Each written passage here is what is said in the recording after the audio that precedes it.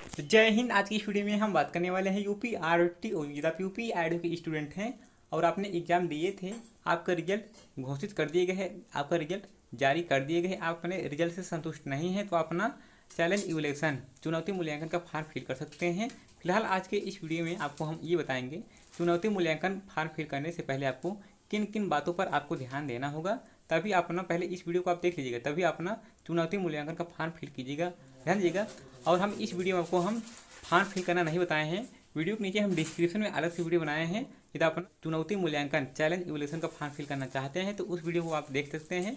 Video के नीचे description में आपको लिंक मिल जाएगा, ठीक। तो सबसे पहले हम बात करते हैं, देखिए जो अधिसूचना जारी की गई है, देखिए किसके लिए है।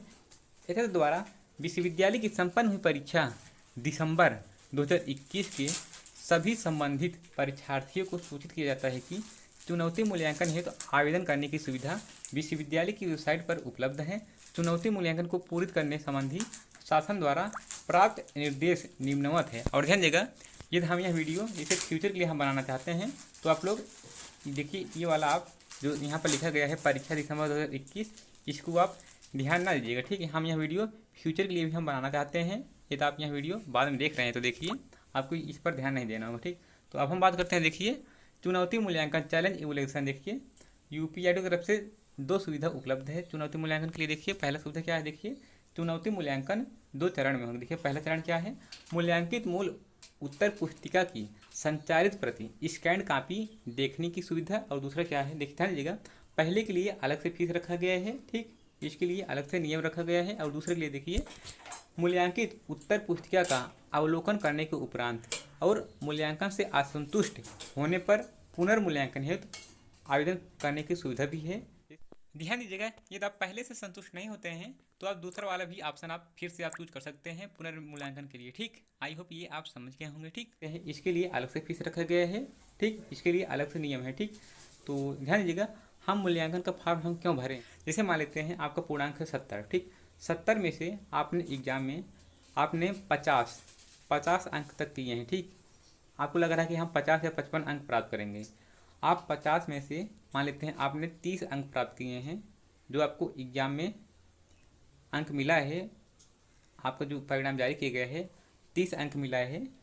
तो आपके मन में ये डाउट होगा कि हमने 50 या 55 अंक किए थे तो हमको 30 ही अंक मिला है, तो अपना फॉर्म फिल कर सकते हैं। बट ध्यान दीजिएगा, अभी और आपको कुछ बातें आपको जानना होगा।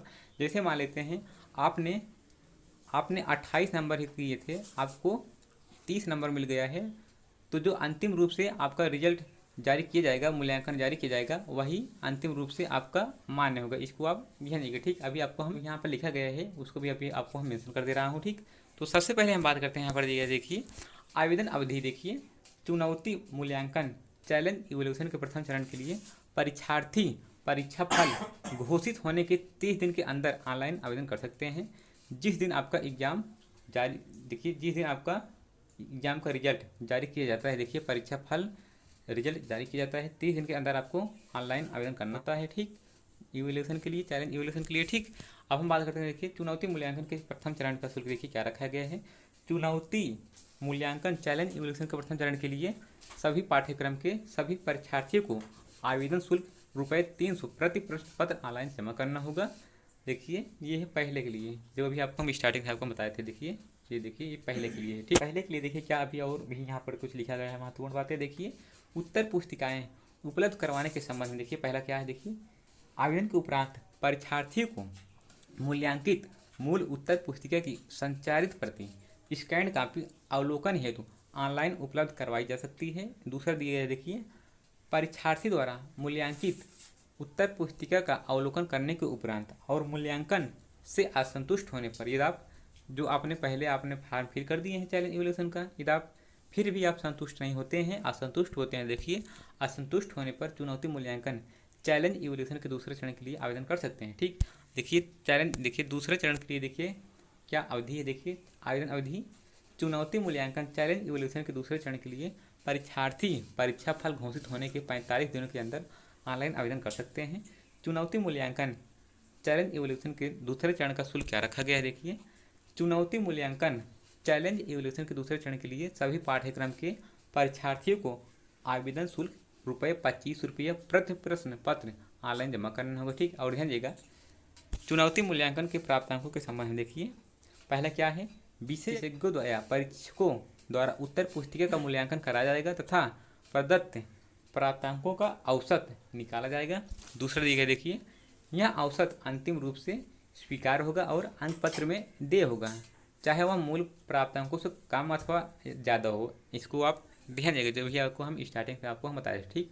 तीसरा देखिए, यदि औसत अंक, देखिए यदि औसत और मूल प्राप्तांकों में 20% से अधिक का अंतर होता है। देखिए जैसे मान लेते हैं आपने जो नंबर प्राप्त किए हैं 20% से ज़्यादा आप प्राप्त करते हैं मूल्यांकन के बाद, तो देखिए आपका जो आपका शुल्क है, देखिए परीक्षार्थी द्वारा जमा किए गए शुल्क ₹2500 में से 1000 की धनराशि काट ली जाएगी और शेष धनराशि वापस कर दी जाएगी, ठीक। आज की इस वीडियो में बस यही आपको जानकारी था। आपको मिलते हैं इस वीडियो में एक नए कंटेंट के साथ। जय हिंद।